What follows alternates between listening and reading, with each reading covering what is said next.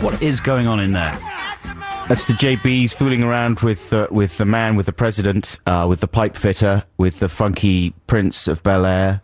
Who's that? James Brown. Oh, they're having a terrific time. They're having an absolutely great party there. Yeah. Although they would have been fined by James For misbehaving. for going too far at the party. Right. Is that what the kind of thing he used to do? Definitely, he would fine you for anything: litter, He's a harsh disciplinarian. dropping your H's. Like Hucknall. Is Hucknall? Well, there are certain people in the music business that have a reputation for dominating their bands. Like Hucknall famously owned all the rights to all the Simply Red songs. If you played in his band, you were just a for-hire backing band. Don't get any ideas about getting any of the limelight. Do you know what I mean? Yeah, sure. And Brown is similar. Is he? He keeps his backing band in line. Yeah, well, he had a tight band there. I mean, not for nothing were they the absolutely the tightest, group going, because he was hard with them. He was. With Pee-wee and with all the rest of the team. You've got to, if you're gonna have a successful band, it's important for the front man to keep the troops disciplined. That's how Johnny Burrell in Razorlight does it. Do you think so? Yeah, he's a very harsh taskmaster. What kind of thing would he do to the rest of the band? Show them his nipples. Right, by ripping his shirt By open. ripping his... No, look, I'm going to show you my nipples. Let's just step into line. That's also what Chris Martin does. Is it? And that's why he's formalised it with the military. Chris Martin just Look. wheels his hands in the air and goes, whoa, as if he's doing a pretend bullet time in The Matrix. Do you think he's a crier when he gets angry and frustrated with the band? Yes. Do you think so? Yes. What sort of sobbing would he do? Would he try and hold it in, or would it just be uncontrolled sobbing? Uncontrolled sobbing. Yeah.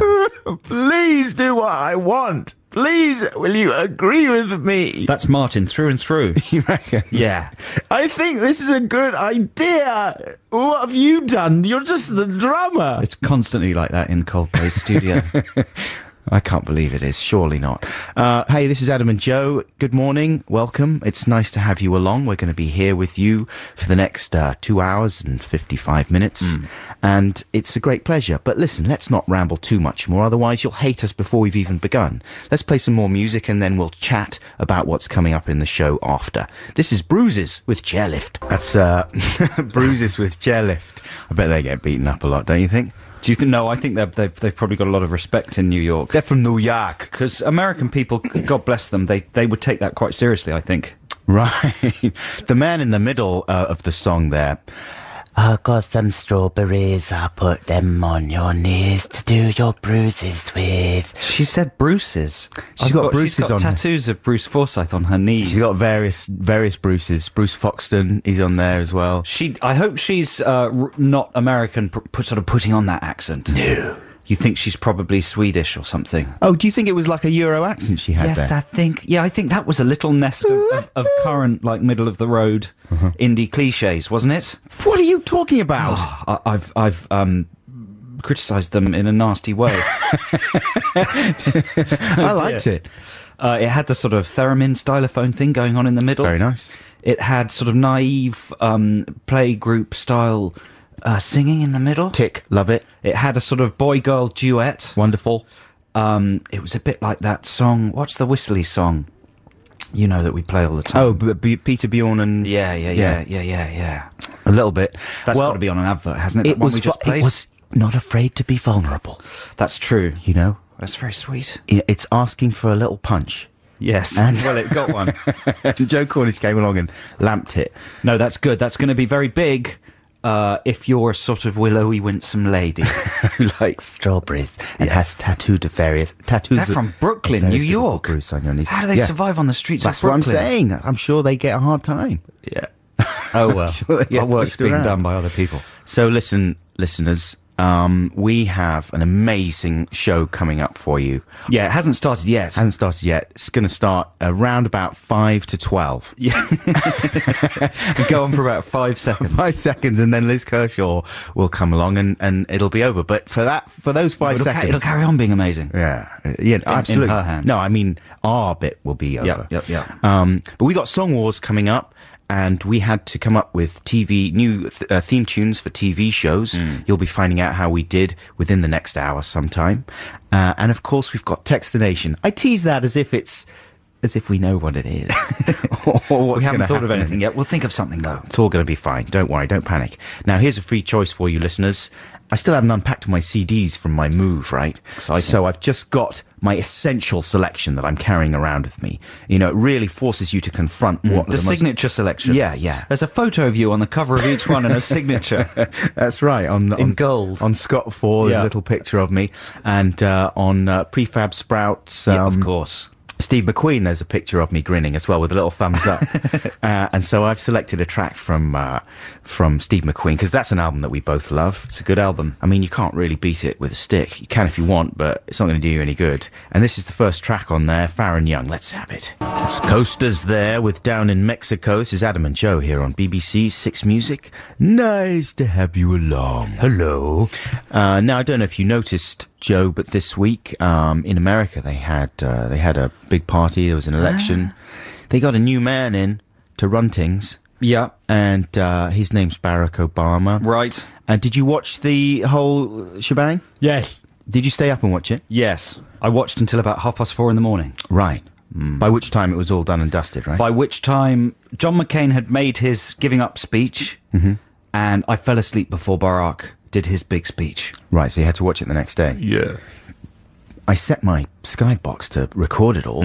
Next day... no, Failed. It failed. It was on standby mode. Oh dear, well, that's not a problem anymore. You can find it on the internet very easily. Yeah, exactly. Barack's speech, it was very moving, very emotional. There were lots of people crying in the crowd. Oprah Winfrey was kind of in a sort of in a clutch of people. She was in a proper crowd, Yeah. with strangers pressed up against her. That must have been very disarming for her. Do you think they were strangers? I thought they were members of her entourage. Maybe they were, but just for someone to be pressed against her. You know, you don't expect in any kind of gig, you're often pressed against strangers, aren't you?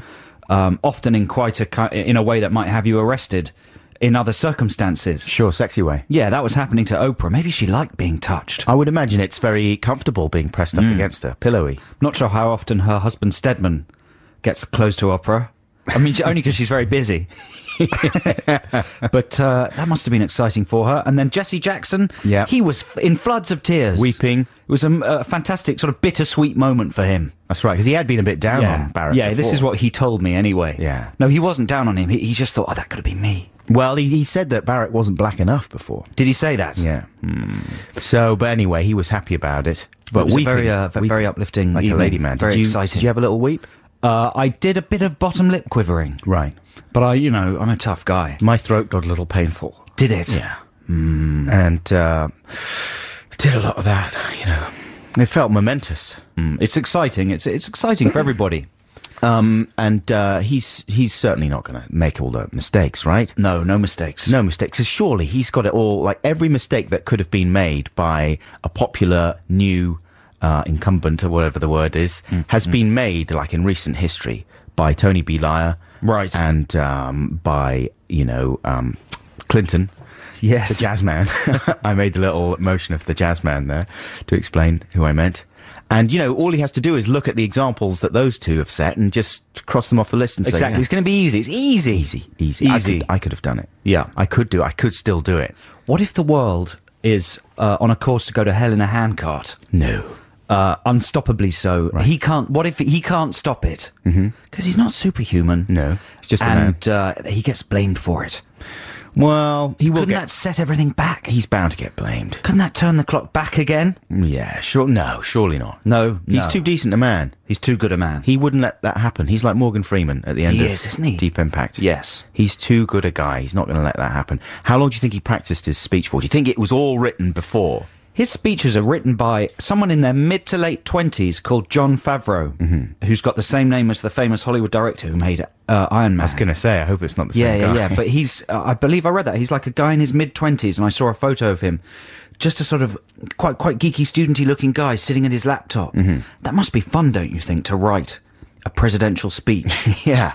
Don't you think? Be like Absolutely. writing for the West Wing or something. I've done a version of the presidential Have you? speech for YouTube. Yeah. It's exciting. It's fun. My version was less gracious than his. Right. It's a little bit more bitter and like saying in your face a lot to people. Wow.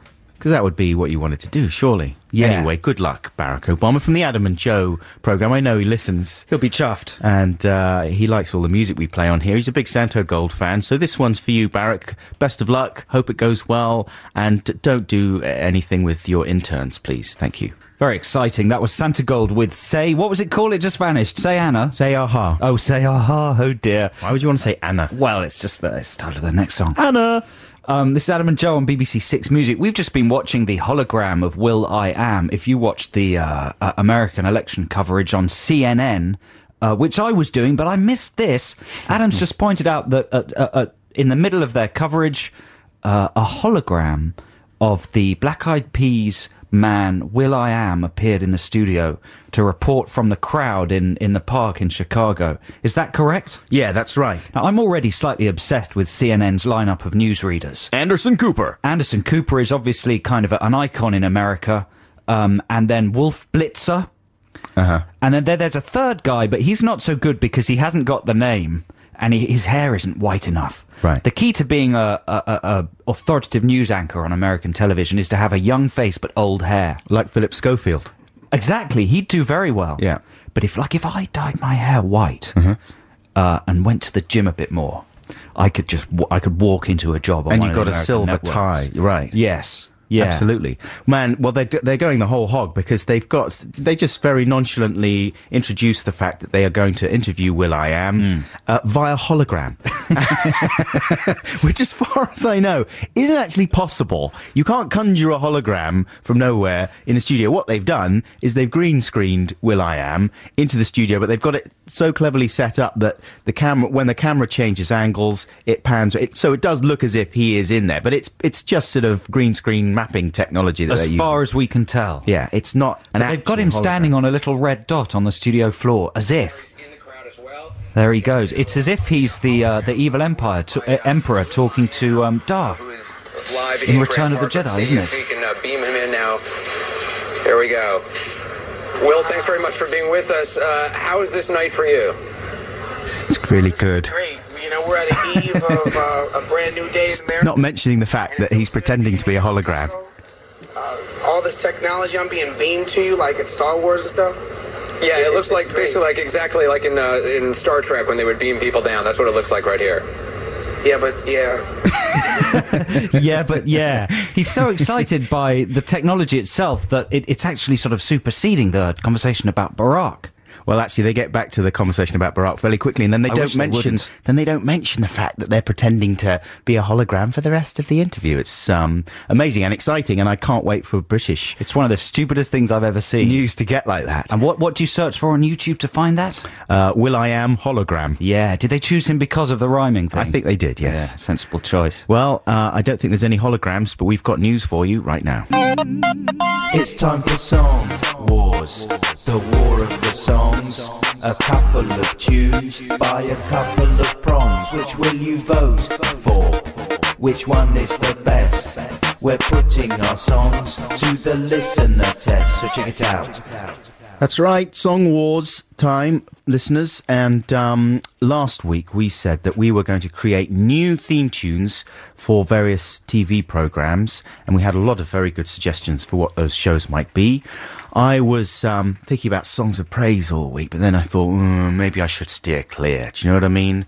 Because you don't want to upset the songs or the praising. So I thought I'd give that a miss. And in the end, I went... Shall I tell you what I went for? Yes, please. I did a little cop-out and went for the news. Did you? Yeah. That's quite a good idea. Which news? BBC or ITV? BBC. Or Sky? Or Fox? Or CNN? BBC News 24 it would be. Right. Yeah, yeah. Do they have... I think they do have a theme tune. They sometimes play it a lot on the build-up to the hour, don't they, when they've got space Yeah. to fill. Boop, boop, boop. That's exciting. Hey, you should go first. Let's not bother tossing a coin. Oh, really? Yeah, we're ready now for yours. We're excited and prepared. Well, I mean, it's a little bit slight. And when I say slight, listeners, what you could do is just substitute the L in that for an H, and you'd have a pretty good idea of what kind of thing Right. you're going to get. Mm-hmm. It's short because it's only a TV theme tune, right? So it's only 40 seconds worth, right? Yes. You don't want to go over the top on the thing. So without further ado, here it is. Here's the news, all the things that have been happening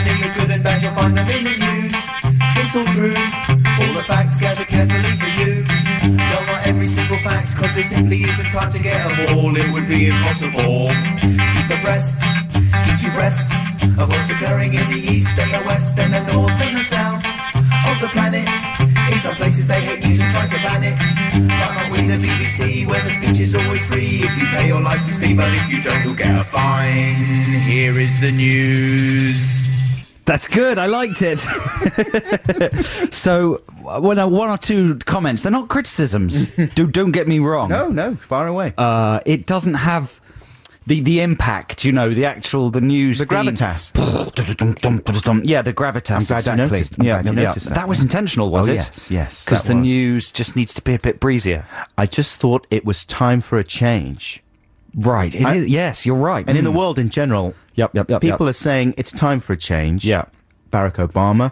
And I think the news people Could do with a change. do with a change. Yeah. That's the thinking. So would that bleed through to an overall sort of hoedown style news? No. Maybe hay bales? No. Oh, I No. see what you mean, like a whole theme. Yeah, straw hats. Yeah, no, that's what I was thinking. Instead of desks, Checks and hay bales, dungarees. and they sat round. Yeah, Yeah, as a much backing more track. informal. Much more informal. Because, at the moment on the BBC, they have those kind of news blips, don't they? Where there's Yeah. just someone standing in front of a Silly. screen and she sort of goes, hi. That's yes, BBC Three you're talking No, about. but it bleeds across to the other channels. Does I've it? seen it on 2 as well, I Right, think. I might be really? wrong about that, but I think so. So You're never wrong about anything. I'm very seldom. So this is the way I'm thinking. It should go more informal, but more like a party hoedown thing. That's very good. That's song number 1, Adam's song. What would that be called? The news. Here is the news. Here is the news. Or here's the news, Yeah. I chose the Antiques Roadshow. It was suggested by David in Exeter. He sent an email last week. He said, I believe that the Antiques Roadshow theme is long overdue some lyrics. It's about time I had something to sing along to on a Sunday evening, especially as the evenings are drawing in. As we know, the Antiques Roadshow is one of the top-rated programmes on the BBC now, right? Had an incredible week last week. Got 7 or 8 million or something. Thrashed all the other channels. It's the backbone of the BBC. It's a place of comfort and security that we can retreat to in these troubled times. Certainly, you won't find any disgusting swearing or anything. No. And I've written some lyrics for it, so I've satisfied your commands in as much as I've written words, David. They're not necessarily any good, but here they are.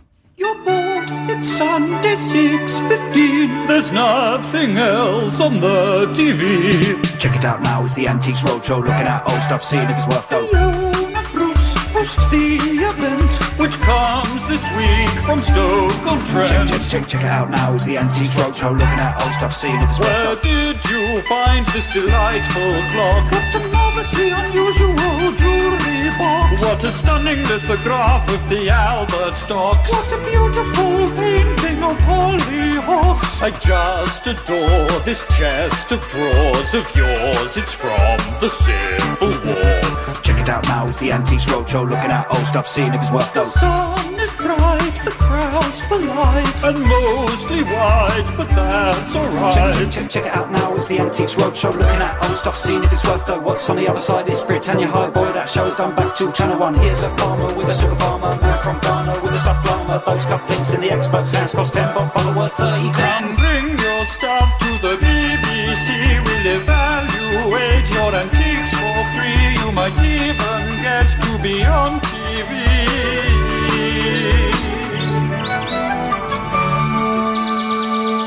I was trying to evoke the man from G4. Uh-huh. Do you know that guy, the blonde guy? Yeah, sure. The opera man. He's split from G4 now. He's gone solo. I don't know what his name is. Wow. Cornish back to his brilliant best. Do you think? Yeah. I don't think the lyrical content is very strong. On the advert, it would say, his best since Quantum of Solace. Back to his brilliant best. Well, it doesn't say much of the Quantum of Solace, does it?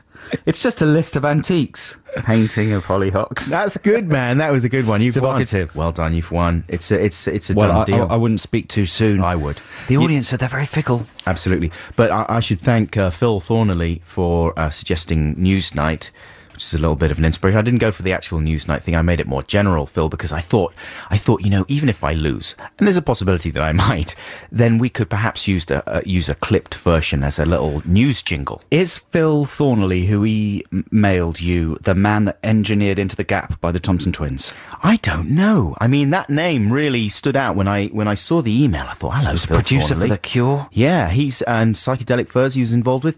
I thought, I know that Phil Thornley. I wonder if it's the same guy. Phil, if it is the same guy, let us know, because you're kind of genius in my book. So there you go. Those are the two songs for Song Wars. This is the news, was it called? Here's the news. Don't sorry, be so I'm really disrespectful. sorry. That was Adam's song number one, and Antiques Roadshow, that's what it's called. I'm going to lose so badly. I wonder if I'll get any number votes. 2. You can vote via the email, adamandjoe.6music@bbc.co.uk, or via... Can they vote via text? No, don't vote via text. It's silly. Why would you want to? Why would you even think of voting via text? Here's some real music. This is the Beastie Boys with Intergalactic. Yeah. Well done. That's the Beastie Boys with Intergalactic. This is Adam and Joe here on BBC Six Music, keeping things ticking along, keeping things mellow. And, Joe, I'm just rambling here. Yeah, you're doing a very good I job. was hoping you might stop me. It's a free choice now, coming up, listeners, and it's a song by Jim O'Rourke, and this is a song that, Adam, you stuck on a compilation for me many years ago. Do people still make compilations? Do you think the MP3 player has torpedoed compilations as a phenomenon? No, surely not, because they'll just compile them on their computer and burn off a CD, won't they? I don't know. But will people bother to make a little sleeve? I'm going a little bit New Zealand again there. Do you think people will bother to make a little... Oh, you've made a little sleeve. Oh, that's really nice. What darling. is that? What's the voice indicating that it's a bit precious? No, it just got it something- cares about the world, you know. Yeah, right, sensitive. Big country, small population. Yeah. You have to work that little bit harder at keeping everything in line. And we do it with a very gentle stick, a stick with a sponge on the end. But do you think people are still making compies? Yes, I think they would, mate, because it's surely it's not a dying art. That can't be a dying art. I mean, that's one of the most rewarding things a person can do. Really? I mean, I feel depressed because I haven't had a chance to make one for ages. I used to make them very regularly for my friends, and They send were them one out. of the key tools in your social skills toolbox. Arsenal, yeah. Certainly, if there's a present to be given or anything like that, generally I'll try and do a compilation because it says I care. It says I've thought about this. It says I'm a slightly needy person who wants approbation. I want you to love me because of all the cool tracks I've chosen. That's one of the negative things it says. But generally, it's just you can't beat it. And I would think nothing of spending So hours. how do you feel about this recent announcement that they're dead? I feel depressed about that. Really? Yeah. I can't believe it's true. It might not be. I think it was just some DJ on a minor BBC station in the digital hinterland that was talking about it. Yeah. Anyway, here's Jim O'Rourke with Ghost. What's it called, this one? Ghost Ship in a Storm. Thanks, mate. It's a lovely song. That was Miranda, one of our interns here at BBC Six Music, who brought in her piano and played that. Well done, Miranda. Thank you. That's all right. Now go make us some tea. Okay, would you like tea? Yes, that's what I said. Sorry, Tea. You're fired. Sorry. There It's you a go. shame, isn't It's it? a shame about Miranda, but she's very talented, so I'm sure she'll be fine. She was helped out by Regina Spektor. Actually, that's the wrong way to pronounce her name, isn't it? But but there you go.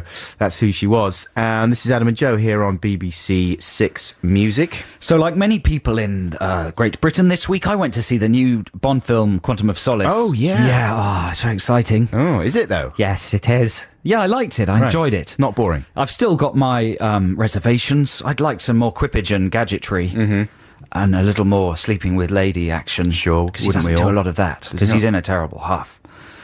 Because his girlfriend Vesper got killed in the last one. Right. But He doesn't snog the lovely woman. He doesn't snog the lovely Russian lady, no. He sort of... it insinuates that he snogs Gemma... What's her name from St. Trinian's? Gemma Craven.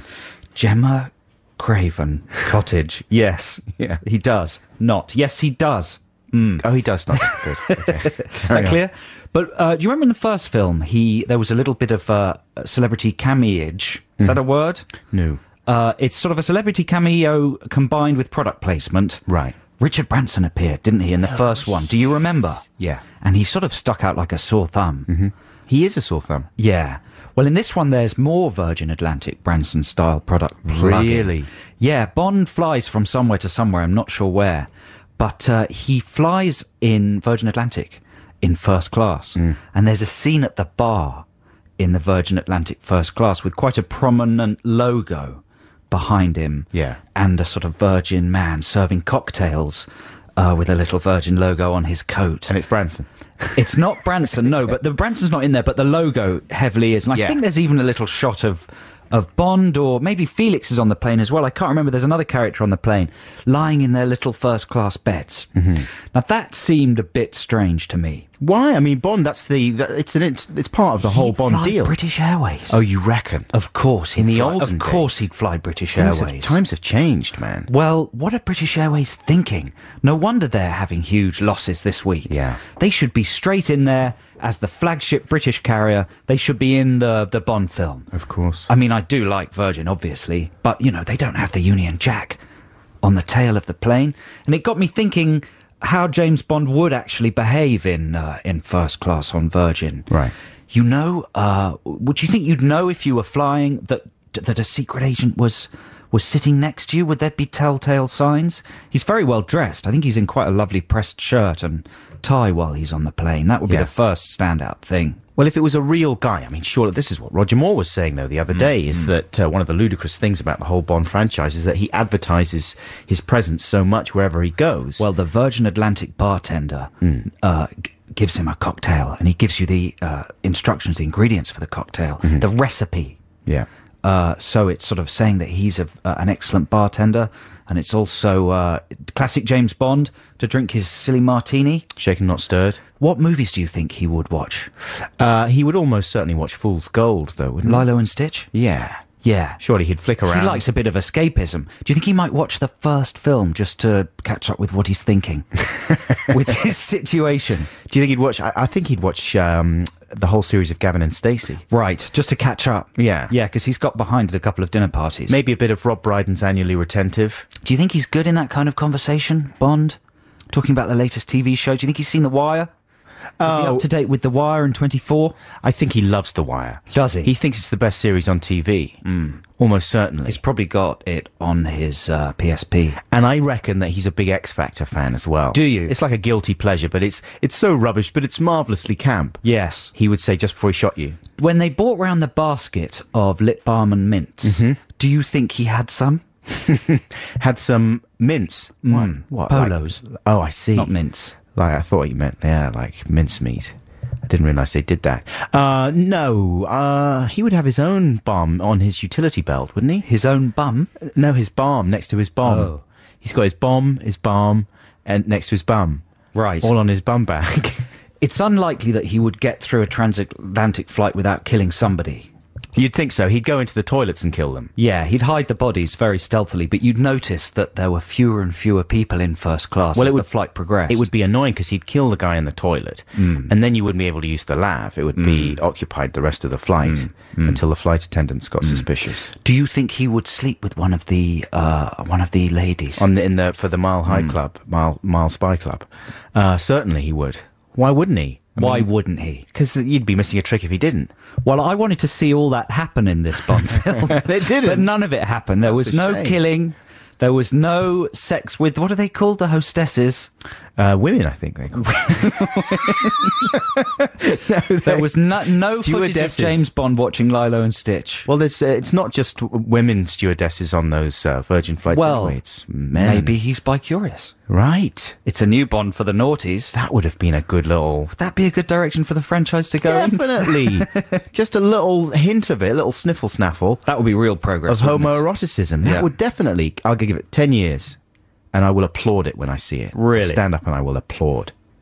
As soon as he starts goosing a male flight attendant, I'll be happy. Excellent. The end. Okay, it's time for the top of our jingle jongle, is it? Or are we just going to go straight into it? Yeah, let's have a little top of our thing. Hello, the name's Moore, Roger Moore, and you are listening to Adam and Joe, or Joe and Adam. Text the nation. Text the nation. What if I don't want to? Text the nation. But I'm using email. Is that a problem? It doesn't matter, text.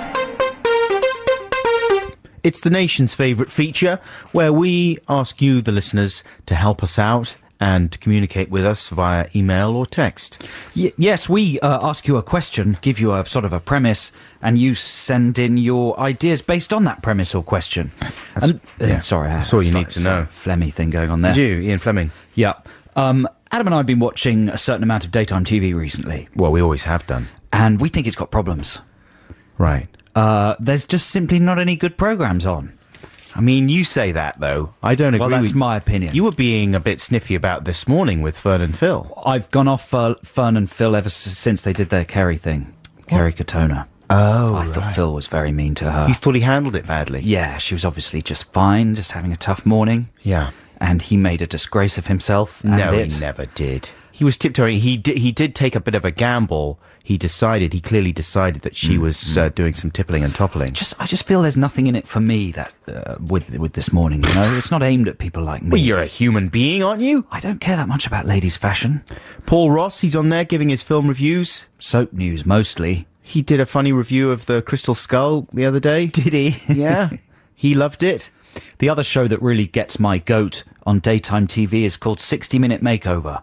And we've discussed this before. It used to be hosted by, was it Jane McDonald or somebody like that? It isn't anymore. They've got a new lady doing it. But they send a team of about 100 decorating student types into a house, and they make over entire sections of a house, not just one room, but a whole floor in 60 minutes. Yeah. And they make an awful, horrible pig's ear of it, usually. Yeah. Well, you know, anything worth doing is doable in 60 minutes, I would say, as a rule. Anything worth doing is doable in 60 minutes. If it takes longer than an hour, it's not worth doing. That's what I'm saying. That's what you're trying to say. Fair enough. That's exactly what I'm saying. But, you know, it's a shame that a lot of daytime TV doesn't get the attention it deserves, I think. Maybe that's why standards tend to drop sometimes. Right. Because, you know, in the listings mag, I have one here. I have the one from the Times, The Knowledge. They, like all listings mag, they concentrate on the evening shows, the prime time shows. I think it would be nice if there were more magazines and publications that reviewed the daytime shows as well, you know, because then they would feel the spotlight was on them a bit more. There's an atmosphere of they don't really care too much, you know. They think, the only people watching are maybe mums, you know, toddlers, some toddlers, a few students, unemployed people, elderly people, maybe prisoners. And there's they can be a little bit patronising sometimes. I don't agree with you about This Morning. I think it's one of the best shows ever made. But it seemed to me if you wanted to break into telly, then daytime is the place to do it. Loose Women. What about them? You a fan? No. What? You've got some problems. You've got some issues. What kind of daytime show do you want to see? What could be better than Loose Women? Well, this is precisely the problem. There's nothing for me out there. Yeah. So I was trying to come up with some better ideas for shows. And two of the shows that particularly depress me, or one of the shows that depresses me, is Bargain Hunt. Mm-hmm. I feel sorry for the people that make and present that programme. Yeah. Because it's on every day, isn't it? Is it? For months and months and months, and they're in a different town every month, in a car boot sale. I mean, God, who does that? Eric Knowles, is it? One of the Antiques Roadshow experts, I think. I'm looking at the listings here. BBC One. Imagine life. Man, it's Bargain. 10 a.m, Homes Under the Hammer. He must spend 24 hours a day doing Bargain Hunt. 11 a.m, To Buy or Not to Buy. This is BBC One. 11:45, Cash in the Attic. There's a kind of a pattern forming here. 12:15, Bargain Hunt. And then at 1, you're into the news. But that's an entire morning of selling old rubbish. Right. Yeah, so one of the ideas we had, listeners, and we're getting round to the point here, which is for you to pitch your ideas for daytime TV. I had an idea that would involve finding 2 vagrants, men who'd chosen as a lifestyle choice to live on the street and survive through alcohol alone. Yeah. Right, so I'm not talking about a homeless person or anybody who's fallen on hard times. Someone who's chosen to live that life, the Romany lifestyle. What? Not Romany. What's the word for someone who, you know... Itinerant. Yes. Hobos. Thank God for that. A hobo. You'd get 2 of them, and then you'd challenge them to find the most valuable thing from the bins of a particular city. So it would come from a different market town or city. You'd get to see different areas of Britain. And this is presumably inspired partly by Bargain Bin. Yeah, exactly. Bargain Hunt, you mean? My show would be called Bargain. Oh, I see. Bin? Bargain Could Bin. it Bargain Bin, yeah. They'd be rifling through the bins, and whoever found the most valuable or maybe edible or drinkable thing would win. I found a sandwich that looks pretty good. See, that would be a big moment for an episode. Yeah. Over here, this orange is fine. It's only half eaten. Exactly. What would be the climax? How would they... Because you'd have to sort of settle it with some kind of... Well, they could prepare a meal for some of their itinerant friends. Right. And then... because then you could, like, fuse... What if it wasn't edible, though? Like, what if they'd found, say... Points off, then. Really? Yeah, but it's like that show where people cook meals, and... yes. And they go around, and there's a celebrity So they have to one. create some kind of a presentation. I don't think you could keep it strictly to a meal, but I think the word presentation suffices. With the So stuff it's either they a found. meal, or it's a sculpture, or a painting, or something, or it's just a gift Yeah. for a sick kid. Anyway, that's a good idea, don't you think? It's low budget. It's good for credit crunch Britain. Definitely. Heading into recession, we got to make the most of what we've got. Good The to contents recycle of bins. things. Absolutely. Bargain bin. That's a nice name. So listeners, similar types of ideas we would like from you. Well, not necessarily similar as such, but... Ideas for daytime TV shows that could really take off. It's about being able to do it a lot. Yeah. And my idea, Bargain Bin, that could really go out every day for years. Man, I'd be happy to watch that. Absolutely Are happy. you going to maybe think of an idea? Yes. Yes, I am. And I'll tell you what I'm going to do to give myself a bit of time to think about it. I'm going to play quite a long free play. Hey, can I remind people of the text number Oh, first? yes, please do, The yeah. text number is 64046 if you would like to respond to that, text the nation. Or you can email adamandjoe.6music@bbc.co.uk. Yes, so quite a long free play, but I hope you won't mind, listeners, because it's just a smash. I would say this is The Great Curve from the Talking Heads album Remain in Light, which is one of the best albums ever made anyway. But this song perhaps is one of the most exciting songs ever recorded. I think it's a kind of dense web of loops and grooves and rhythms, and it's just as good as it gets, I think. I hope you agree. This is The Great Curve. C3PO, C-BBs, C-sickness, see me after, C5. That's what he says, isn't it? He says CBeebies at one stage, doesn't he? I don't think he does. Could you figure out what he's rapping about? No, can we have that? Have you got that little clip there, James? Can we- See Martin, see Malcolm, see Biggie, see Pac, BBs. see success and its outcome, see Jesus, see... C3PO. What is he talking about? He's saying with the same sword they knight you, they're going to good night you. He's saying basically success They build 'em up and knock 'em failure, down. yeah, come hand in hand. And he's talking that's about- only half if they like you. Right. That ain't even the half of what they might do to you. If you don't believe me, ask Michael. See Martin, see Malcolm, see Biggie, see Tupac, see success and its outcome. See Jesus, see Judas, see Caesar, see Brutus. See BB. Success is like suicide. It's strong stuff, isn't it? That is strong. He's doing all right. He hasn't had any trubs yet. Well, exactly. He's hardly one to talk. He's sitting on top of the world. He's going to be Barack Obama's head of economic policy. Jay-Z. Yes. It's not going to happen.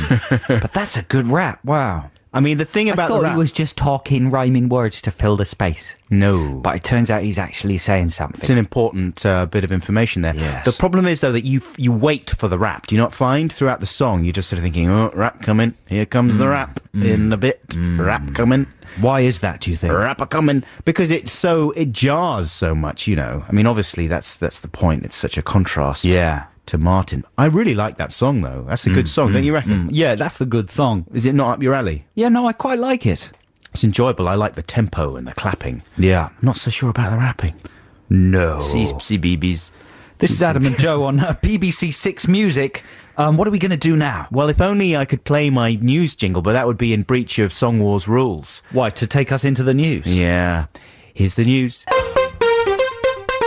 Text the nation. Text the nation. What if I don't want to? Text the nation. But I'm using email. Is that a problem? It doesn't matter. Text.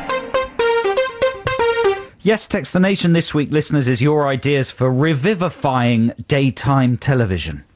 We were looking through the schedules there, the schedules. I think I said revivifying last week a couple of times. You know, I sooner or love that later. word. Yeah, but I don't think it exists. It doesn't though, exist, and doesn't it? You're always in danger of just using made-up words so much that they'll just become part of your normal speech, and then people will think you're part of the nation's normal ignorant. speech.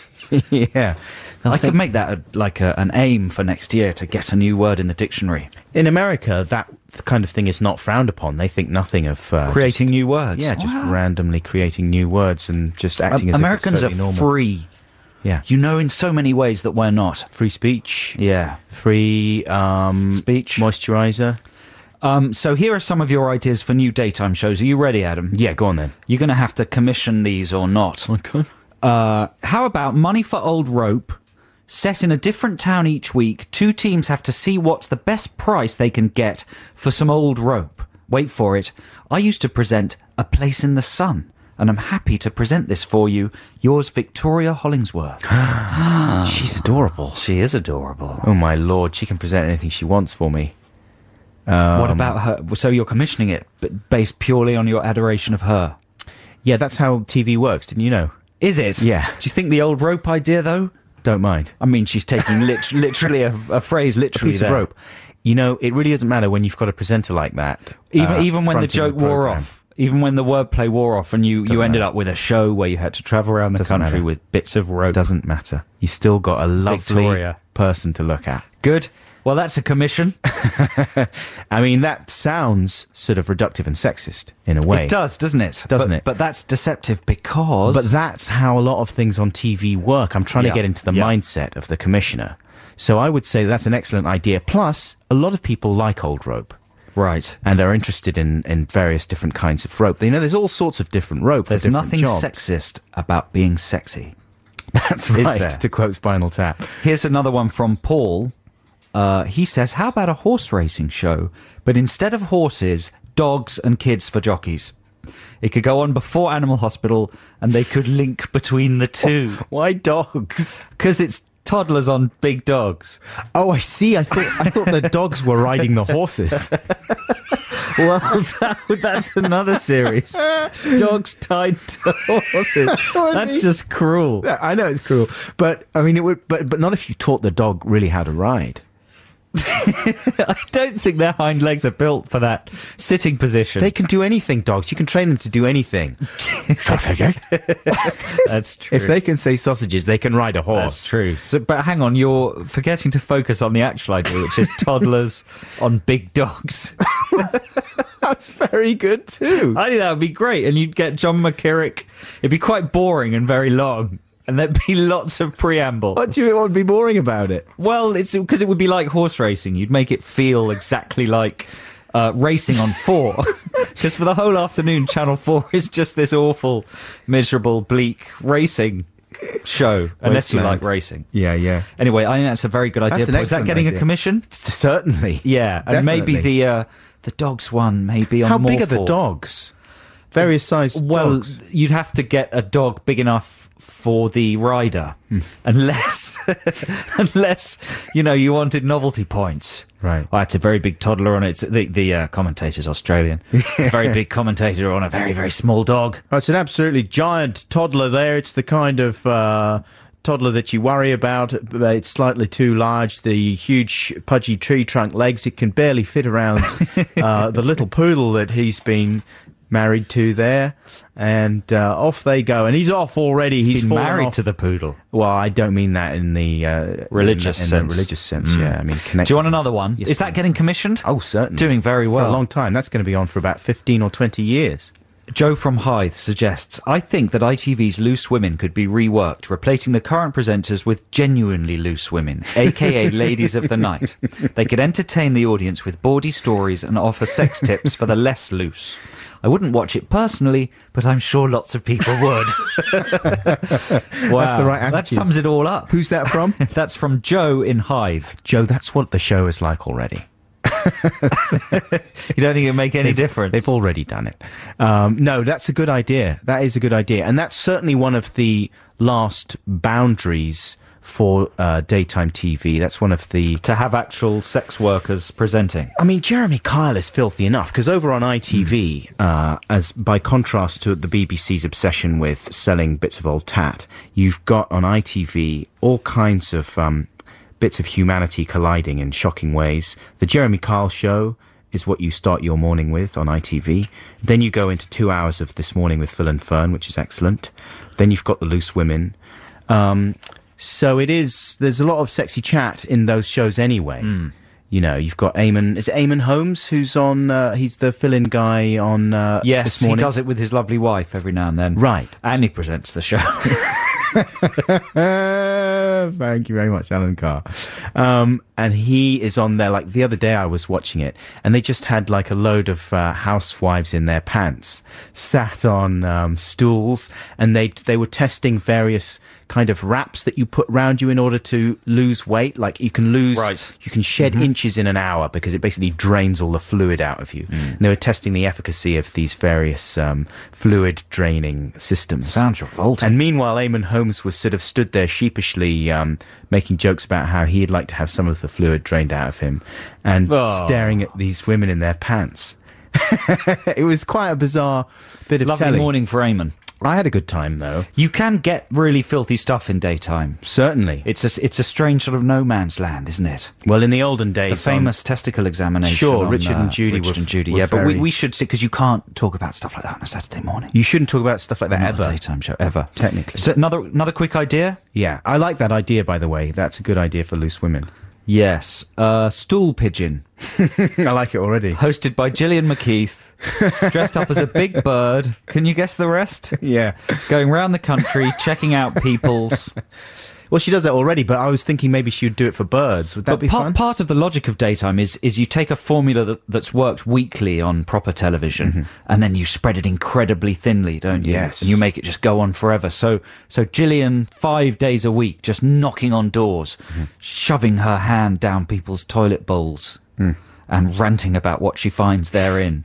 That would be good, wouldn't it? Yes, it would be very good. Very good. It'd be very, very good. That's a complete... They're all commissioned. Yeah, so far so good. That's amazing. Man, this is an excellent raft of ideas. Let's have some more after some more music. This is exciting though, man. And this is Florence and the Machine with Dog Days Are Over. I don't know this track, and I'm excited to hear it. James, our producer's given it the thumbs up. It's very exciting to find out whether we're going to have to beat James up or not. So here it is. Very nice. Florence and the Machine with Dog Days Are Over. We won't have to beat James up for popping that in the playlist there. Somebody was pointing out that on Stephen Fry's program All About America, they had a bit where kids rode sheep. They Right. were slightly older though. They were about 5. I think we're talking Yeah. about toddlers on our show. Yeah, right? very, very different. 2-year-olds, and we're some of the time younger. Some of the time we're strapping them on there because they can't actually hold on themselves. That's how young they are. I mean, obviously there's certain guidelines and restrictions that we'd have to deal with, and some hoops we'd have to jump through to get this on air. But I'm pretty confident that we can get it done. I think it's a goer. Keep those ideas coming in. The text number is 64046. It's Adam and Joe on BBC Six Music. Now, if you're a regular listener, you'll know about our obsession with Stephen! It's our catchphrase. Kind of thing. If you didn't... The problem is, if you didn't listen to that one show... You'd be mystified. You're going to be mystified. And the more we continue coming back to Stephen, the more mystified people will be. I did a gig this week and someone shouted out Stephen. Well, it's becoming a sort of Masonic handshake type of thing, a kind of a way that people who listen to this show can recognise one another. Yes. And then sort of cuddle and comfort each other. It's like in an Invasion of the Body Snatchers. Instead of pointing and going, you go, Stephen! Here's an email on this subject from Tim in Sheffield. He says, "Hello, Adam and Joe. During a pub quiz this week, someone trying to name a celebrity on a picture round suggested they thought it might be a Stephen. I instinctively replied, Stephen! In the muffled holler style of the eponymous comic's title, and started to regret it because I doubt I could explain it without a guess you had to be their reaction. Yeah. But then, one of my friends looked up, paused, pointed at me and said, Adam and Joe, Stephen. Stephen seems to work as a bit of a Freemason's handshake. Yeah. There you go. And then there's another email that came in from Megan saying, hey, Adam and Joe, how's it going? Just popping you an email to say, thanks for the shows. Oh, and way back when, quote, "It's a poo-poo party, pom-pom." Do you remember that? Yeah, sure. We were talking about that thing that your Going son, down. Frank, said. Yeah. She says, "For my 18th birthday party, I wrote that in huge letters and stuck it on the wall where nobody understood. But there you go, I loved it." That's a slightly sadder tale then. It is a sadder tale. Nobody there picking up on that. Everyone just But thought it's she was showing mental. Yeah. that some listeners to this show want to share their, that things they've observed on the show. It's a secret. It's a special secret known only It's to like an underground movement. DAB owners. Yeah. So that is a way that people could communicate. It was suggested that if you were in the cinema and you heard our cinema advert, that you could shout Stephen and see if anybody else shouted Stephen. And then, if they did, you could go up and talk to them. You'd immediately have a smorgasbord of subjects to talk to them about. Most of them toilet joke related. You'd probably have a smorgasbord as well, just with ham you could go and home and have a cheese and delicious stuff. smorgasbord. It would be great. And also wouldn't be too disruptive, because I think I'm right in saying that those ads play at the beginning of the ad lump there in the cinema when very few people are in the auditorium. That's the best place. It's the best time. Best time people to are just advertise. getting comfortable. The fewer people, the better. That's right. Keeps the brand cool. Not Russell Brand, though. No, he ain't cool no more. No. He's hot. He's out there in the States. Anyway, there we go. That's just an idea for fans to communicate to each other with. We've got a little Stephen clip, actually, that someone else found. Have we? Yeah. Let's see if you can guess what this film is from. What? Say that again. What film this clip is from? There you go. Thank you. Stephen, are you rescuing me? So that would be a good little... That's good. Non-exciting bit in the film. Yes, I am. Yeah, exactly. Yes. That's how it would go. Yes, I am. I don't even think he would say yes, I am. No. Yes. Stephen, are you rescuing me? Yes. Yes. And that would be the end of that scene. That was It's from... a good scene. Don't tell people what that was from. Oh, really? We're going to get people Play to it guess? once more, even. Stephen, are you rescuing me? You see, it's underplayed. If you're the first person to tell us correctly what that film is, we will improvise a song in your honour. How about that? What? I know, it's an insane promise to make. But, You're an idiot. but we're going to do that. We're going to do Why that. did you say that? When I say a song, it'll That just makes be... it a competition, and that's illegal on the BBC. No, it's not. Well, it's a prize. It's not. There's no money or I'm things going to changing get you. hands. I'm going to whip this up and get you fired. Are you really? Yes. Good. The text number is 64046. You know what? I'm going to resign. Really? I'm doing it first. I'm going to resign before you. Right. Is it your free choice now? Yeah, this is John Legend. He's contemporary R&B's answer to Lionel Richie. Does that excite you? Yes, it does. Do you like Lionel Richie? Certainly. Who doesn't? I like Lionel Richie's album, the one with All Night Long on it. What's it called? Pie caramba, Fiesta, forever. That's what it's called. Anyway, John Legend's the new Lionel Richie, but this is one of his best moments. This is a song called Slow Dance. This is the voice of the big British castle. It is the top of the hour. Ooh, that's wonderful. I got so bored with the last hour. I'm glad it's gone. Now here's the new one. It's exciting and it's new. How do you do? And so are we. We're Adam and Joe on BBC Six Music. We're just normal, everyday people. We don't have any skills. We certainly don't have the skills to present radio. So if you're looking for that kind of thing, then you're on the wrong show. Who was it you say that we got an email last week from some guy saying, because Jonathan wasn't on, he was listening to our show for the first time and saying, this is a very poor substitute for Jonathan Ross. What's it do? I just love the idea that someone would sit there and get a bit huffy and listen to us for 20 minutes and think, these guys are idiots. I'm going to tell them. I'm going to compose an email just to let them know, because I hate the idea that they might be sitting there thinking that they're not idiots. And I think they need an idiot wake-up call, and I'm the man to give it to them. Well done encouraging that kind of person. Well, There's only one text out of many. Yeah. And it takes all sorts. You know? Does it? Yeah. Also, there's just sweets everywhere. Everyday people. Yeah, sure. What's happening now, then? We should say that lots and lots of people got which film that Stephen clip was from. We can't pick out anybody because in no way is this a competitive thing. And they all It's just came a in bit at the of same fun. time, so At sorry exactly about the that. same time. So well done, everybody. But it was The Life Aquatic. The Life Aquatic. Thank you very much for your texts and emails on that subject. We are going to pick things up with Text the Nation in a little bit, but I've been doing some thinking about the credit crunch again, because I think people are The country needs you to turn your mind to that problem. They're not talking about it enough. You know, everyone's gone off about there was Brandon Ross Gate, and then there was Obama and stuff, and I'm not hearing enough about the crunch. Well, it's not a crunch anymore. Yeah, well, this is what I was going to say. What is it now? Well, a crunch is just a sort of a nibble. It's a momentary sensation, isn't it? This is now, this is a permanent, profound and scarring thing, according to all the newspapers, Well, right? they call it, for a while it was called the slowdown. Right. It stopped being called crisis. the crunch. It's a crisis. It became the credit crisis for a bit. Right. And then I saw it referred to as the slowdown. Then I saw the downturn is the other one. Right. And so I'm trying to think where they're going to go next with it. I was thinking, because this is you're sort of following the progress of something sort of falling off a cliff almost. Right. You know, first there's the crunch, and then there's the slowdown, and then the downturn, and then after that it's the plummet. Yes. And then when things get really bad, it's the final hurtle. The credit hurtle. The credit hurtle. Hurtle. More news on the hurtle.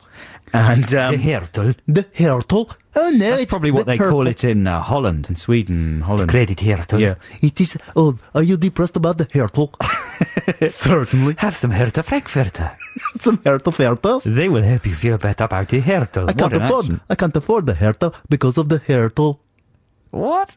You can't afford the francs because of the... Oh, yeah, great, thanks. That makes sense now. All right.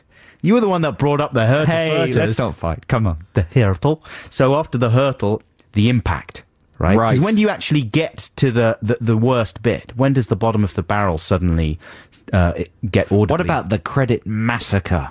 Mm-hmm. I mean, that's actually suggesting that there'll be some kind of a massacre. Is that what you want? I mean, that's frightening. No, but it's more frightening, isn't it? Yeah. That you might actually be massacred. Well, this is the thing. I was thinking it was getting too frightening. So after the impact, what happens after the impact? You know, where do you go from there? I was thinking the boink. The credit calm.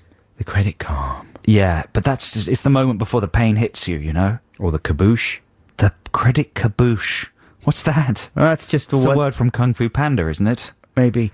It's all just the bits of the crunch just hurtling off like... Yeah. What about the bits shrapnel of the credit crunch that get stuck in your teeth? Mm-hmm. What would they be called? Oh, credit pips. The credit pips. But what? No use, is it? Really? Oh dear, doesn't make sense. Should we have some music? Okay then. It's Friendly Fires with Paris. Oh, it's like dolphins. It's like relaxing mood music that you might get in a flotation tank. Have you ever been in a flotation tank? I'd love to go. I mean, I was scared of them because of Altered States. Altered States, yeah. Altered States is a very good Ken Russell film. Yeah, but that would have done... I mean, the flotation tank industry would have been outraged by the bad publicity. You were frightened you were going to devolve. Yeah. You know, Altered States is quite hard to get hold of, so younger listeners might not have heard it, but it's an amazing film about a guy that decides to sort of go on an inner journey involving various mushrooms and flotation tank devices and sort of slightly 60s and 70s hippie type devices. Using a sensory deprivation tank to regress to an earlier state of man. He devolves into a sort of primordial being. Yeah, but first of all, like his muscles turn into weird bits of moving It's very protoplasm. like that Aha video. Well, the right? Aha video was inspired by the final scenes. Right, that was after Altered States, when Morten Harket is throwing himself against the walls of the corridor and he's turning from a cartoon back into live action. William Hurt does the same thing in Altered States, but turning from a kind of weird, muscly, primordial blob man into a real man. It was a knowing reference from director Steve Barron, who is a pop video legend who directed that Aha video, which of course is enjoying a new lease of life thanks to the literal version. Didn't he direct that film about the man that falls in love with the computer, Electric Dreams? I don't know. I think Steve he Barron, did he? Oh no, maybe that was Annabelle Harket and Morton. Oh, I don't know. What they called Jankel and the people that did Max Headroom. Oh, yeah. Jankel and I've forgotten their names. I don't know their names. He's got a new film coming out, Steve Barron, Choking Man, it's called. Ooh. But, wow, we really skidded around there. That was informative. It was informative. Maybe some crazy kids that wanted a good movie for the weekend might rent Altered States. Have you seen Altered States recently? Yeah, it's very weird. It's really weird. It's like boring in parts, but it is pretty unique. But it's like a proper art film in places. There's an amazing montage when he goes and he takes peyote or something with the Indians in a cave. Yeah. And an extraordinary sequence where he turns into like a kind of sand. He's just constructed from sand. Yes. And then he just blows away. And you've got to see it. It's drugs are a terrible, evil, stupid thing. Yeah. But sometimes films represent what it's like to take them really well. And Well, that's it's not one of them. about taking Not that I'd recreational know. drugs, though, is it? No, it's about travelling into the mountains and taking eating some weird mushroom or something odd. So it's more kind of, who's the guy that goes around in the Amazon? Bruce Perry. Oh, I know the guy you mean. It's more like one of, it's not... It's a film you should see. They don't make them like that anymore. I tell you, because they're not allowed to. No. Because no one would see them. But it's quite a peach. So, shall we pick up a few Text the Nation ideas there? Certainly. Shall we have a jingle to make it seem more organised and structured, James? Text the Nation. Text the Nation. What if I don't want to? Text the Nation. But I'm using email. Is that a problem? It doesn't matter, text. Yes, Text the Nation this week, listeners. We're asking you for your ideas for daytime programming. We feel that it needs a shot in the arm, the whole world of daytime telly. It's got very stuck in a rut. It's all about selling your house or selling antiques or being a miserable woman, or what else is it about? Miserable. Well, you'll get complaints for that. Why? Why? Why? Tell me why. Because you're calling women miserable. I'm calling the presenters of Loose Women miserable. Yeah, but that's very offensive. They're not miserable. They're funny, informative, They seem unhappy to me. Sexy, and they're modern. You're right. All right. Thank you very much. So here's an idea that's come in from Mike of Bethnal Green. He says, Ultimate Housewife. A cash event to seek out the best housewife in Britain by putting them through trials of domestic chores. Mm-hmm. Judged by expert panel including the likes of Richard and Judy, Jeremy Kyle and Simon Cowell. Britain's favourite housewife, you could call it. Ultimate. Favourite isn't good enough. Ultimate housewife. That way you have an excuse to put them through some quite extreme business. Right. Don't know what that would be. Maybe some kind of massive nappy changing challenge. So literally business, yeah. Yeah. Extreme business, you could call it. Some cleaning, like an enormous section of lino. Uh-huh. It's not very progressive in terms of the representation of women and their role. Would it have to be women? Because there's a lot of house husbands these days now. House person. Ultimate house person is a better name, Mike. That was a very retrograde suggestion for a title there. He should be ashamed of himself. Are you commissioning that? Yes, I am. Yeah, that's commissioned. That's good. Now, you're commissioning everything. Well, I don't see how it could be worse than what's currently on offer. Really? Yeah. Wow, it's open season. Who are you going to get to present that? Well, we've got suggestions for the expert panel. To present it, I think Jane McDonald. She's your favourite. Well, she's not in 60 Minute Makeover anymore, and she's very good. Yeah. She looks great blowing a whistle. Certainly. Here's another idea from Jem from Brighton. The show is called Prize Draws. I'm saying it like that because he's written it in capital letters. Yeah. Exclamation mark. It consists of looking... Hang on, I've got to read this in a different voice. It consists of looking into drawers to see what treasures lie in the depth. Occasional celeb specials occur. He's actually put the in. But that's good. Just rifling through drawers. That's a very nice idea. Don't you think? Because drawers are fascinating. What's in there? What's at the back? Might be some money. You could randomly go into houses and every house has a sort of bits and bobs drawer. So basically you're kind of rationalising your storage space. That's the thrust of the thing. It could be like Through the Keyhole, but just with the contents of drawers instead. Well, it's a fun thing to do. Certainly, we've talked about this before. Well, that's a genuine programme. Throwing things away is very hard to do, and it would be nice to have an expert just going through your stuff and saying, you don't need this. What's in famous people's bits and bobs drawers? I mean, they did do that. What was the show where they go through and they throw out loads of your junk and stuff? Clutter bugs, chuck out the clutter. Chucky, was there that show? Lamp, yeah. There was an American lady, and sometimes it would result in tears. You know, people. Oh, that's right. And then they would put all the stuff in the garden. Yeah, and then they'd get a kind of shredding machine. Right. And yeah, they'd have to shred stuff, and it was letting go of their past. I mean, that's a good idea for sure. That is a good idea. But it's been done, isn't it? But the bits and bobs drawers, I think, is a definite goer there. Yeah. Gem. Whatever gender you are, we're not sure. Quite a few people have suggested a cosmetic surgery show that travels around the country but does the cosmetic surgery very quickly. That's a good idea. And you would keep it if they botched the operations and stuff? One of the people that suggested it is just O from London. Mm-hmm. I'd like to see a makeover show that follows a cosmetic surgeon on the streets of towns across Britain performing his improvements in a makeshift tent in the course of 60 minutes. Right, like a 60-minute makeover, but with actual surgery. Yeah. That's a nice idea. But you wouldn't have time for them to heal. You wouldn't be able to get the after properly, would you? No, They'd but still be scarred and in bandages. That's the only drawback there. yeah, but you could catch up with them. Every show you could have a few people from 8 weeks before, 60-minute menagerie. A travelling zoo turns up at offices, hospitals and schools for an hour. Everyone loves the monkeys. Sophie and Herne Hill. It's all true, Sophie. That would be good, wouldn't it? It would be an unstructured programme. Mm-hmm.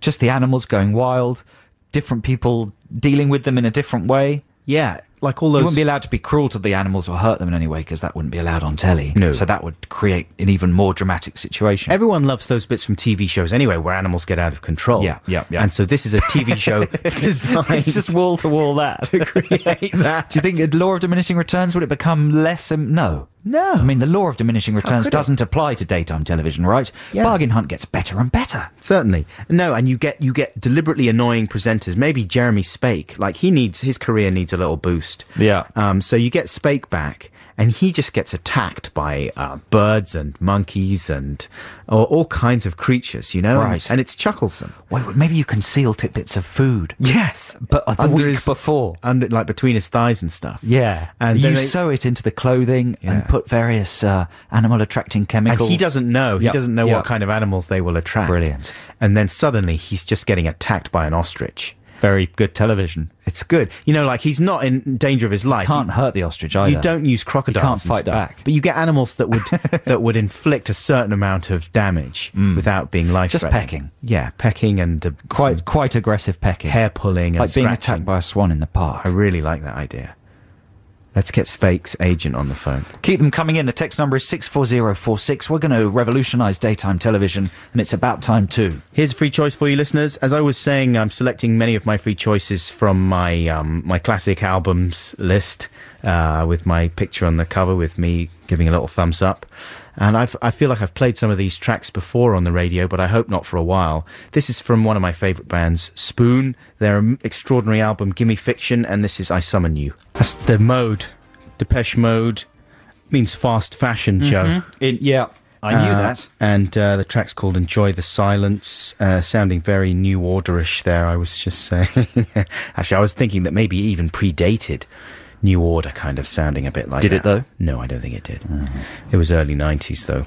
Very nice indeed. This is Adam and Joe here on BBC Six Music. Did you go to any firework displays this week? No, I didn't actually. What's your problem? Completely. Well, I was out every other night, and I just needed a bit of time off, bit of time in. Right. So I didn't bother with the F works. I feel I've seen them. What? I just think I've seen it all. No. When it comes to fireworks, yeah. There's revolutions happening in the firework Are there, industry. though? I went to the banks of the River Thames last New Year, and they had some spectacular stuff. They need a new innovation. The latest thing is to put them up the side of a building, right? That was the Millennium. In Sydney, they famously did the Sydney Bridge with those amazing plumes of... That was the last thing I saw that was sort of a new thing. Yeah. They've got ones that can take shape. Yes. Haven't they? They're like little glowing lights that are in the shape of maybe a happy face. Yeah. It's a long way off the Lord of the Rings. Do you remember when Pippin and Munchkin and... at the beginning. Fronto. Tiffins are stealing fireworks off Gandalf's locker. Yeah. And they set one off and it turns into a big swooping eagle. Oh. And bursts into lots of different things. When can they do that? When will they be able to do that? Well, I'm not bothering with fireworks until they pull something else out of the bag. Right. Not even a sparkler? You just jaded with the whole thing there? No, sparklers are fun. Sparklers. It's hard buying fireworks nowadays because there's so many... rules and regulations. If you go into the supermarket and try and buy something, you can't buy them until you've finished all your shopping. Really? Because in case you set them off while you're shopping. Exactly.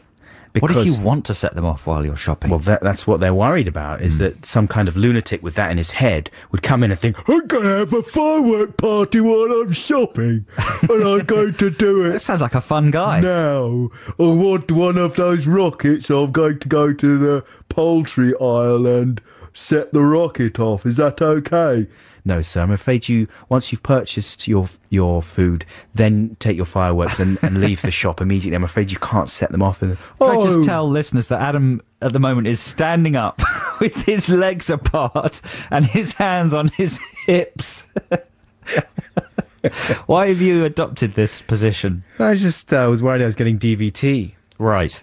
So I thought I'd stand up. It gave an extra I'm going piquancy. to set off the firework in the poultry section. Is that okay? Do you not feel a bit jaded with fireworks? I guess your kids have given you a whole, a fresh set of eyes New to look at them lease of upon. enthusiasm, yeah. But for jaded people like me, I don't know. I think I've seen every colour, every bang and boom, every combination. That's a shame, man. Someone needs to put one up your rectum. That would give you a shock. Is that an expression? It's not is really, now. is it? Oh, I'm sorry about that, listeners. It's time for the news. It's time for Song Wars, the war of the songs. A couple of tunes by a couple of prongs, so check it out. Don't forget, while I remember, listeners, if you come across somebody saying the word Stephen in an emotive or exciting fashion in a movie or on a record, nick the MP3 and send it to us, because it's brilliant. People are sending them in. We don't have to lift a finger. Yeah, it's nice. Very good. Takes Very care generous. of it. Also, if you have a Stephen encounter in public, if you connect with another person who understands what you're talking about, Tell us about that. we'd like to know about that. That would be very We nice. should have credited the person who sent, because someone sent in the Life Aquatic, didn't they? Did we credit them? Well, whoever you are, thank you very much. And what about if people see you or myself wandering around? Would it be appropriate? Stay away. Would it be appropriate to get them to shout Stephen? Or would that turn into a nightmare? Yes, it'd be fun, depending on what sort of a mood we were in. Yeah. If you No. just had like a terrible argument. or Yeah, or if one of Got some really bad If you were news. rushing one of your kids to the hospital, something. Yeah. it just might be tricky. And the ambulance driver said, Stephen! All right, mate. Whoa, cheer up. Anyway, it's time to wrap up Text the Nation. No, it's not. It's Song What? Wars, mate. Oh, I thought we had the Text the Nation jingle. That was the Song Wars jingle, I Grandad. don't think I actually have woken up this morning. What time did you get to It's all a sleep in the end? terrible dream. About 3. Because we were out having a bit of supper last night. I went out to supper after I'd finished my song, and Joe Cornish went out before he had even started or completed his song. I got halfway through. Halfway through, and he was sat there and he was saying, I better go dear. back and It's finish it." not time to wrap up Text the Nation. It's time to hear the Song Wars songs again. So these songs were about, well, they were basically new themes for TV shows. Yep. Joe did Antiques Roadshow. Yes. And are you sampling a bit of the real theme there? We got the real theme tune, which was it was some difficulty. I sort of tried to sync it up to a beat. Yeah. Oh, very nicely. Let's hear it right now, in fact. You're bored, it's Sunday 6:15. There's nothing else on the TV. Check it out now, it's the Antiques Roadshow, looking at old stuff, seeing if it's worth though. Fiona Bruce hosts the event, which comes this week from Stoke-on-Trent. Check it out now, it's the Antiques Roadshow, looking at old stuff, seeing if it's worth Where though. did you find this delightful clock? At a marvelously unusual jewelry box. What a stunning lithograph of the Albert Docks. What a beautiful painting of hollyhocks. I just adore this chest of drawers of yours. It's from the Civil War.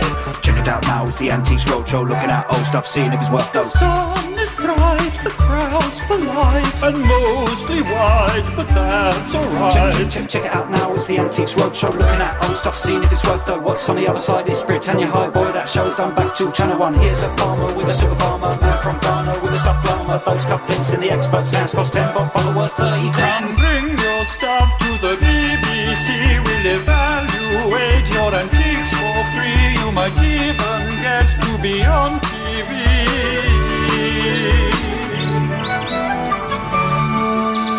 If they don't adopt that as well, the new thing. that's the exciting thing about working for the BBC. Yeah. Even though we are like a small arm of the BBC, we're still attached That's to the true. main body. Yeah. Do you think they might use that? No, there's no chance. Yeah, come on. No, what about listen, the Christmas listen special? Listen to me. Celebrity. Not only is there no chance they won't use that, obviously. Yeah. There's no chance. There's no chance they won't use it. That was a double negative. You mean they will use that? No, there's no chance of them using it. Right. Ever. Right. Also, there's no chance of them hearing it or even acknowledging Come on, it. I bet you someone who works on the Antiques Roadshow. How much do you listens want to bet this. me? I How much bet you do £1 million. Rubles. Rubles. No, what's the bet? Bet me something proper that anyone connected with the Antiques Roadshow would even acknowledge the existence What's your of that. definition of connected? Somebody who works on the crew. Yeah, like a producer or a director or a presenter. Somebody whose name appears in the credit roll of the Antiques Roadshow. £20. £20, right. That's a shake. We're shaking hands there. Because I don't believe that. Really, I bet you this time next week I'll be sitting here with an email from someone who works on the Antiques Roadshow saying what a wicked song that is. Not going to happen. Anyway, here's Adam's song. He also provided a new theme tune for a classic TV show, and that TV shows don't come any more classic than the news. Here's the news, here's the news. All the things that have been happening, the good and bad, you'll find them in the news. It's all true, all the facts gathered carefully for you. Well, not every single fact, cause there simply isn't time to get them all. It would be impossible. Keep abreast, keep to rest of what's occurring in the east and the west and the north and the south of the planet. In some places they hate news and try to ban it, but not we the BBC, where the speech is always free if you pay your licence fee, but if you don't you'll get a fine. Here is the news. She's doing a couple of jobs. It's doing a couple of jobs. Yeah, what are those jobs? Well, first of all, it's telling you that the news is coming out. It's also telling you what you can expect from the news, what kind of thing, what kind of program the news is. It's also warning you to pay your licence fee. Exactly, and that's one of the main things, because they've got those slightly offensively scary ads about what's going to happen to you if you don't pay your licence fee. What does happen to you? Well, they've got computers and they'll get you, and they've got black monoliths with little glowing red dots, and they know where you are, and it's sort of, as I say, slightly offensive, those ads, I think, personally. Speak for yourself, I love them. As a licence payer myself. And I was thinking a slightly softer approach would be to use my jingle jungle there, and then you kill all kinds of birds with various stones. I bet you no one from the news. What am I trying to say? You get what I'm trying to say. Yeah. No one's going to... No, of course they won't acknowledge... I freely admit that no one from the news in their right mind would acknowledge the existence of that song. Even though your song is better, and I'm prepared to lose. The thing is, they could slip that in on News 24 at 4 a.m. when no one's listening. That would result in sackings. No, they'd have to be insane, because it's not even that good. But the thing is, I think your song is good, but I still think that you're not going to get any purchase on the £20 Life of the Roadshow. Okay. Don't forget that the email is adamandjoe.sixmusic@bbc.co.uk, and that's how to vote for Song Wars. Vote either Adam or Joe. We will tot up the results and read them out and play the winning song in the show next week. And do vote via email, not via text. Thank you. We will wrap up Textination very quickly after this delicious slice of purple poncery. Prince, of course, with his drum machine there. I always forget the name. We've asked people before what the name of his drum machine that he used on all those tracks was. Drummatronic 4000. That was When Doves Cry. Yeah. Very good. Now, listen, let's wrap up Textination. We've been asking you for your ideas for new shows that can go in the daytime slots on BBC One and ITV particularly. You're still standing up. Yeah, I'm just... It's disconcerting. Is it? Yeah. Well, I thought I was getting too relaxed before. Right. You're right. You know? It's been a slack show. Well... Full of mumbling and mistakes. Yeah, but never mind. Business as usual. So here we go. I'm going to pitch some new ideas for daytime shows to Adam Buxton. He's going to tell me whether he's commissioning them as the head of daytime. You've got a broad portfolio.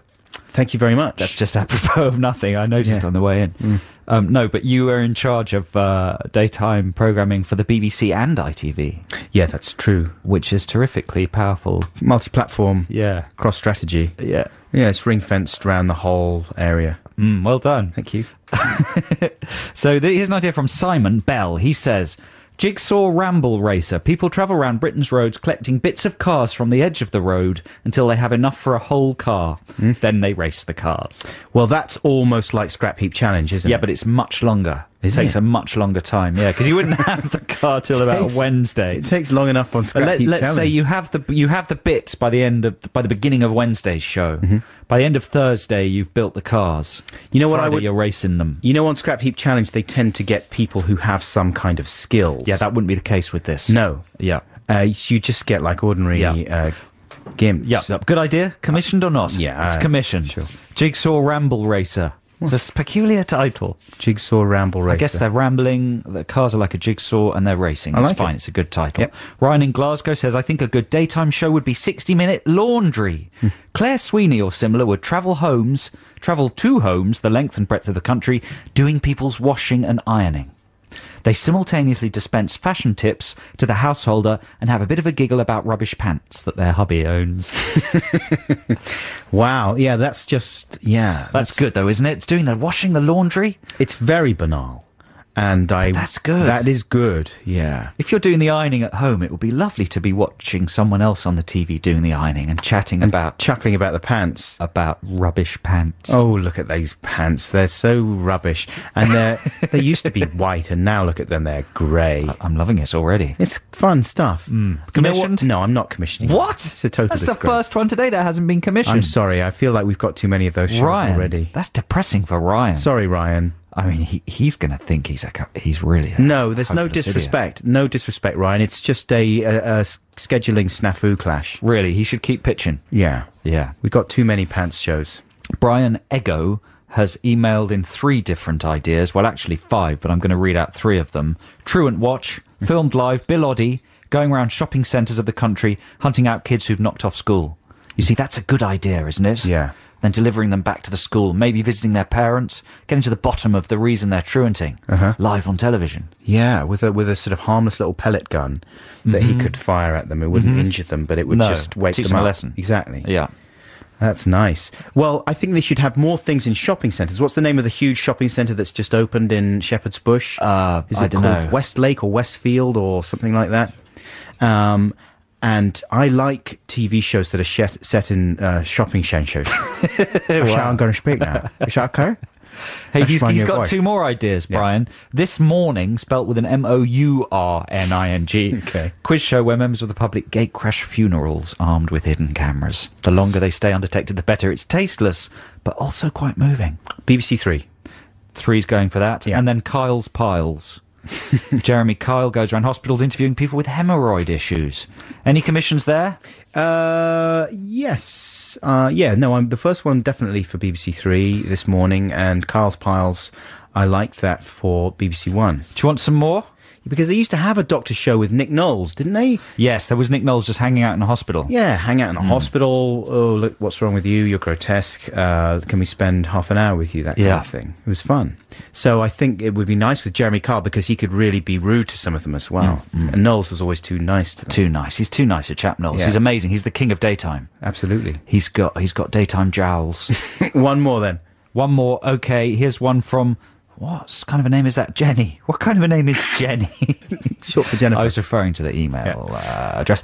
My idea for a daytime television hit is one that branches off from the usual real-life hospital/ambulance-based fare, right? Yeah. Rather than following the ambulance crew and their patients, the Ambulance Chasers programme would focus on the employees of a slightly less than ethical insurance company as they patrol their local A&E departments. I don't know about that. The thing I liked was the idea of a show that chased ambulances but without permission. Right. Yeah. Yes, That's so literal ambulance chases rather than metaphorical. Yeah, the show starts with the camera crew and the team hanging out by some parked ambulances in a hospital, and they just follow them. And they don't have permission.